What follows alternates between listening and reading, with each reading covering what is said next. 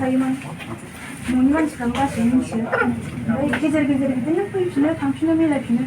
बुहुद दिननिफ्रायनो सिं सिं जाबाय थादों आरो होमबाबो रावबो मिथियामोन बे गामियावबो रावबो मिथियामोन जों सानैजों बिसिबसाय जालाय बिसिबसायनो सल्भ खालामना लायोमोन नाथाय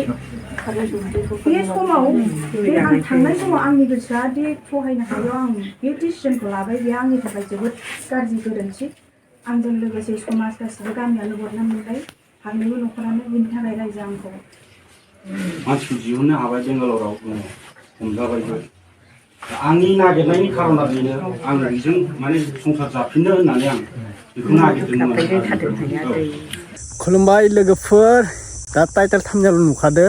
रसमा ब्रह्मआ लोगोफोर रसमा ब्रह्मजों हौवा हिन्जाव सानैजों माने नांलाय खमलाय जाबायदोंमोन ना नोंथांमोना नुखादोंमोन साननैसो ससियेल मिडियायाव माने रसमा ब्रह्मआ माने सिस्टारा गावनि गथ'खौ गारनानै गावनि हौवाखौ गारनानै बेंगलराव मबा खारदोंमोन ओमफ्राय गावनि गथ'आ गाबै गाबै गावनि हौवाया निउस पर्टेलफोरनि गेजेरजों नायगिरै रसमाखौ हमना लाना फैदोंमोन बेंगलरनिफ्राय दा फिन खेब बिथांमोना बेले बेजे फैनायनिफ्रायनो माने बिथांमोनखौ आं साननाय बायदिब्ला हाबा जानायनिफ्रायनो बिथांमोना बेले बेजे बिसोरनि संसारा गथ' सासे मोनलायलायबाय सानैबो हौवा हिन्जाव बुजिलायनांगौ दा नै फाथैलाय बिसिनायनि मिटिं दावराव जालायबाय माने हौवा हिन्जाव गारलायखासिगोन आरोना सेन्डालनि माला आलायसिगोन रसमाखौ नोंथांमोना नुखादों फट'आव ओरैबायदि लासिसिं जोंनि बर' हारियाव मा बुंबावगोन दा आंथ' सानदोंमोन रसमा ब्रह्म सिस्टारखौ सिगां बिराद मोजां भिडिअ बानायोमोन ना बे कमेडि आं सानदोंमोन नायबाय थागोन सापर्ट होबाय थागोन होननानै मा थाङै मा जाखो रसमा ब्रह्मबो बैफोरबायदिसो माने गोदान हौवा लाग्रा दा लाजिनानै जेबो मोनला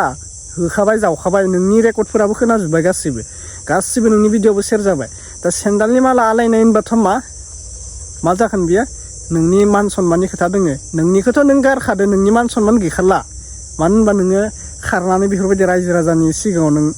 ए टु जेड बिसार खालामजानायाथ' मान सन्मान थाया दा नोंथ' मान सन्मान गैया गावनि गथ'खौथ' लाखिनांगौमोन ना नों मान सन्मान नोंनि गथ'आथ' देरबाय इयुनाव देरनानै लेखा फरायगोन माबागोन नोंनि बिमा बिफाया बेफोरबायदि मोनलाय होननानै गथ'खौ लाजि फोनांबा मा जागोन दा एसे साननांगौमोन इयुननि बागै बे गथ'नि मान सन्मानखौबो नायासै रायजो राजानि मान सन्मानखौबो नायासै नोंल' मान सन्माना थाङा जों नोंनि न'आवबा माव आङो बेखौ बुंनो आं डिटेल्स आं खोन्थालाया दा नोंनि गामिनि रायजो राजाफोराबो लासिं जागोन जोंनि बर' हारियाव जोंनि गामियाव उमुक जाबायनोलाय होननानै दा रसमा सिस्टार एसे बुजायलायनांगौमोन नोंसोर हौवा हिन्जाव सानैजों एसे बुजिलायनांगौमोन जेमान राजायानो फाय जेमान रायजो रजायानो फाय नोंथांमोननि हौवा हिन्जावनि गेजेरनि अनलायनायखौ बा नांलायनायखौ रावबो बुजायनो हाया नोंसोर सानैजोंसो माबा जानानै रायलायनांगोन बा नोंसोर सानैजों प्रब्लेमखौ सल्भ खालामना लानांगोन दा हौवा हिन्जाव सानैजोंबो नोंसोरो प्रब्लेमखौ सल्भ खालामनो हालायलायाबा नोंसोरो फाथैलाय बिसिनायानो मोजां बा नोंसोर गारलायनायानो मोजां नोंसोरनि संसाराव नांलाय खमलाय जाबाय थागोन हौवा हिन्जावनि गेजेरावनो पुलिस केस होलायनाय माबा खोथानो रेकर्डआव नोंथांमोना रेकर्डखौ खोनाखादों ना नायग्रोना लालाय नोंथांमोना बे भिडिअखौ नायग्रोना ला ओमफ्राय रेकर्डखौबो खोनासंग्रोना ला दा गोरोन्थिया सोरनि जाखो हौवानि जाखो ना रसमानि जाखो एसे सिस्टारनि गोरोन्थि दङ मानो होनबा गथ'खौ गारना थांनाङामोन दा सिस्टारनिल' नङा हौवानियाबो एसे गोरोन्थि जागोन नांलाय खमलाय बिदि खालामनाङामोन दा नोंथांमोनखौ मा बुंनो नोंसोरनि गोरोन्थिखौ नोंसोर बजबना लानांसिगोन रायजो राजायाथ' बजबनो हालिया नोंसोरो सुद्रायना लानांसिगोन जुदि नोंसोरो संसाराव मोजां जानो जुदि रोङाब्ला नोंसोर गारलायनायानो मोजां फाथैलाय बिसिनायानो मोजां बेफोरबायदि नायग्रोना ला रायजो राजाफोर भिडिअखौ नायग्रोना ला कमेन्ट खालाम आरो जायफोरा चेनेलाव गोदान साबस्क्राइब खालामदो बयनिसिमबो नोंथांमोनखौ फिन खेब बरायहरबाय शेयार खालामनांगौ भिडिअखौ मा बुंनो गोसो नोंथांमोना कमेन्ट खालाम आरो नोंसोरो अबे डिस्ट्रिक्टनिफ्राय आंनि भिडिअखौ नायदों कमेन्ट खालाम दे ओमफ्राय रसमाया बबेनिमोन कमेन्ट खालाम थायोमोन न'नि मानसिफ्राबो गासैबो मिथियो ओमफ्राय गेजेर गेजेर बिदिनो फैफिनो थांफिनो मिलायफिनो बुहुद दिननिफ्रायनो सिं जाबाय थादों आरो होमबाबो रावबो मिथियामोन बे गामियावबो रावबो मिथियामोन जों सानैजों बिसिबसाय जालाय बिसिबसायनो सल्भ खालामना लायोमोन नाथाय बे समाव बे आं थांनाय समाव आंनि गोसोआ दि सहायनो हायो आं बे डिसिजनखौ लाबाय बे आंनि थाखाय जोबोद गाज्रि गोरोन्थि आंजों लोगोसे समाज गासिबो गामियानो बदनाम मोनबाय फारनैबो न'खरानो बिनि थाखाय रायजो आंखौ मा साजा होयो आं बेखौ लानो राजि आंनि गोरोन्थिनि थाखाय बेनो आरो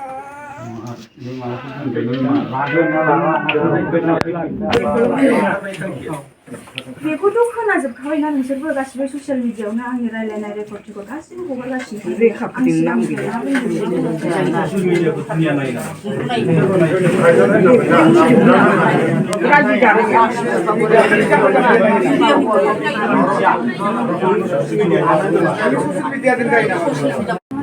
आं केस होबाय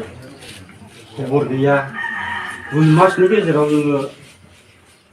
मानसिखौ दिहुननो हाबाय बेंगालराव हमजाबायबो आंनि नागिरनायनि खारना बेनो आं बेजों माने संसार जाफिननो होननानै आं बेखौ नागिरदोंमोन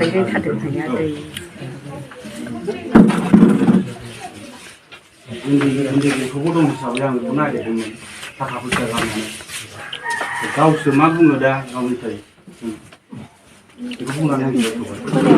जेन'बा जुन मास ओमफ्राय दा बेखौथ' जों मिथिखागौ बेजों थांफिनखागोनखौ नोंहाबो एसे दाउट थागोन खोमा ने नोंजों हायाबालाय बेथ' बेजोंनो नाजागोन बियो दा बे आरो सोमोन्दो लाबोबायना एफा गोबाव मामुलि नङाना नों 2 मास गाहाम 2 मास थाबाय आरो नोङो सिगांनिफ्रायबो जेन'बा नोङो 5-6 बोसोरानो जाबाय बिसोरो स्रोद स्रोद खालामबाय थाखोमानाय ओरै बिनानाव होननानै गुवाहाटि लांनाय बहा लांनाय थगायनानै लांनानै थाहैनाय गुवाहाटियाव ब्रा मिथिजोबगौ गुवाहाटियावथ' नोङो देग देग नुदों मेगनजों मिथिखागौ आं मारै होनना बुङा बिनानावसो होनोबा बियो नंगौ सानबेसे उनाव खेबसेया साननैदां ओमफ्राय खेबसेया खेबसे बिदिनो सानसे बिदि खेबसेखौल' आं मिथिगौ नुनायखौ ओमफ्राय बिसोर आंनो खिन्थाबाय थादों खेबथाम जादों नामा गासै खेबथाम ना माने फरिखा होफैदों माबादों होननानै थगायो जाहैबाय रुमाव लांबाय थायोमोन ना ओमफ्राय दाना बेहाबो बिनानाव नालाय बिनानाव जेबो सानला उनावसो बिनानावबा जेन'बा बै बिसिनि सानैजों एक्टिंफोरखौ बारा मोजां नुवाखिसै नालाय बियो सोंनाय जाबाय आरो बै माने जायखिजाया बे हौवा थाग्रा रुमावनो थाथारोमोन आरो बेना आदसा आदा मोनसे खोथा दाथ' नोंबो एसे इभिडेन्स बायदि जाहैबाय आंनि थाखाय माबा जायोबा आंनाव फन खालामनानै रायज्लायहो आं बुंगोन नोंसिनि समाजनि माबाफोरखौ आदा मोनसे खोथा आङो नोंजों रायज्लायनायखौ नैबे रायज्लायनायखौ आं कल रेकर्डआव माने हगारनो नागिरदों आरो ससियेल मिडियायाव अबजेक्सन गैयाना अबजेक्सना गैया दे आदा होमबा दे जायखिजाया मोजां दा बे गुवाहाटियाव दे आदा दे गुवाहाटियावथ' बे एखेबारे थाहैखानाय नालाय मिथिखाथारगौ नालाय बिनानाव होनना लाङोमोन बियो बिदि आरो आदसा दे आदा र' आं दा हरफिनगोन दे दे नुखाबायना नोंथांमोना मा बुंनो सानो नोंथांमोना कमेन्ट खालामनानै बुंहर आंथ' जोंखाव जुखाय बेफोरबायदि नुब्ला माने हौवा हिन्जाव सानैजों अनलायनानै जानांगौ माने बेफोरबायदि नांलाय खमलाय आरो बिसोरो सिख्ला सेंग्राबा बेलेग बाथ्रा दा गथ'बो सासे दोङो गथ'नि बिमा जाबाय गथ'नि बिफा जाबाय संसारनि लामायाव सफैबाय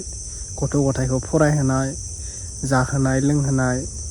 टेनसन हाबनांगो दा बिसोरो माने गोदान लानाय माबानायसो टेनसन हाबो जोंनि हारिनि बर'